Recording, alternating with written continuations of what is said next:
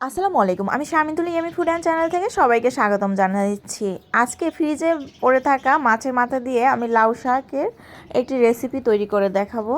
এভাবে যে কোনো মাছের মাথা দিয়ে আপনারা লাউ শাক দিয়ে রান্না করে দেখবেন, খেতে খুবই সুস্বাদু হয়।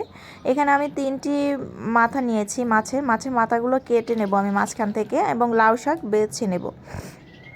মাছের মাথাগুলো আমি মাঝখান থেকে এভাবে কেটে ধুয়ে নিয়েছি। এখন সামান্য হলুদ এবং লবণ দিয়ে দিচ্ছি। সামান্য হলুদ এবং লবণ মেখে রাখবো। এখানে আমি লাউ শাক এবং লাউ শাকের ডাঁটা আলাদা রেখে ধুয়ে নিয়েছি। চলুন রান্নাটি শুরু করা যাক। প্রথমে আমি একটি কড়াইয়ে তেল দিয়ে দিয়েছি। তেল গরম হয়ে আসলে মাছের মাথাগুলো আমি এক এক করে দিয়ে দেব। মাছের মাথাগুলোর এক সাইড আমি তেলে ফ্রাই করে নেব ভালোভাবে। এক সাইড হয়ে গেলে আমি অন্য সাইড উল্টে দেব।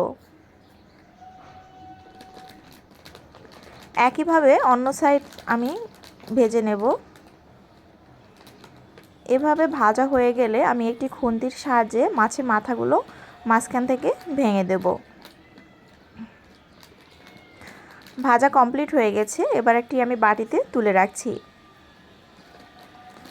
মাছের মাথা ভাজা একই তেলে আমি দিয়ে দিচ্ছি একটি বড় ইন্ডিয়ান সাইজের রসুন থেতলে দিয়ে দিচ্ছি। লাউ শাকের পাতায় এভাবে রসুনটা থেতলে দিলে টেস্টটা অনেক ভালো পাওয়া যায়। রসুনগুলোকে বাদামি কালার করে আমি ভেজে নেব 2 থেকে 3 মিনিট।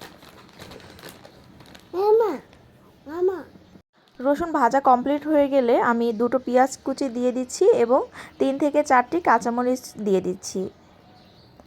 পেঁয়াজগুলোকে সেদ্ধ হয়ে আসার জন্য আমি পরিমাণ মতো লবণ দিয়ে দেব। এবার ভালোভাবে নেড়ে দিচ্ছি। দিয়ে দিচ্ছি হাফ টেবিল চামচের মতো হলুদের গুঁড়ো। এখন পেঁয়াজটাকে কষিয়ে নেব। সামান্য পানি দিয়ে দেব। এখানে আমি অন্য কোনো মশলা আর ইউজ করব না, খুব কম মশলা দিয়ে আমি শাকটা রান্না করব মাছের মাথা দিয়ে। এবার আমি ডাঁটাগুলো দিয়ে মশলার সাথে পেঁয়াজ এবং রসুনের মশলার সাথে আগে সেদ্ধ করে নেব। তাহলে খুব তাড়াতাড়ি ডাঁটাগুলো সেদ্ধ হয়ে আসবে এবং শাকটা রান্না হয়ে যাবে কমপ্লিটভাবে। এখন আমি ভেজে রাখা মাছের মাথাগুলো দিয়ে দিচ্ছি। ডাঁটাগুলো হাফ সেদ্ধ হয়ে আসার পরে মাছের মাথাগুলো ডাঁটার সাথে কষিয়ে নেব। 3 থেকে 4 মিনিট আমি এভাবে কষিয়ে নেব। শাক এখন দেব না, শাকগুলো লাউ শাকগুলো পরে দেব। শাক খুব অল্প সময়ই সেদ্ধ হয়ে আসে। সামান্য পানি দিয়ে আমি ডাঁটার সাথে মাছটাকে সিদ্ধ করে নেব।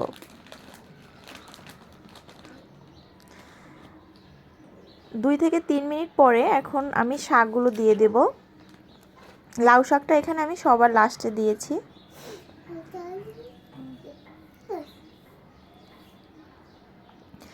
দুই থেকে 3 মিনিট পরে শাকটা কমে এসেছে। এখন আমি নিচ থেকে ভালোভাবে নেড়ে দিচ্ছি।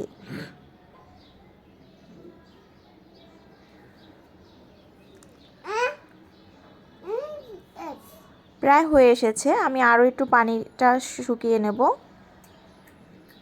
দেখতেই পাচ্ছেন লাউ শাকের রঙটাও একেবারে সবুজ রয়েছে, কারণ আমি ঢেকে রান্না করি নাই। লাউ শাক ঢেকে রান্না করলে শাকের রঙটা সবুজ থাকে না।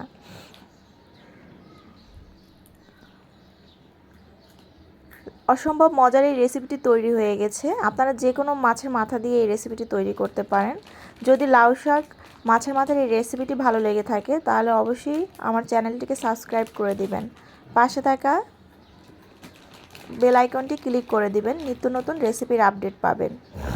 সবাই বাড়িতে এভাবে ট্রাই করে দেখবেন একবার হলেও। আর রেসিপিটি কেমন হয়েছে অবশ্যই নিচে কমেন্ট করে জানাবেন।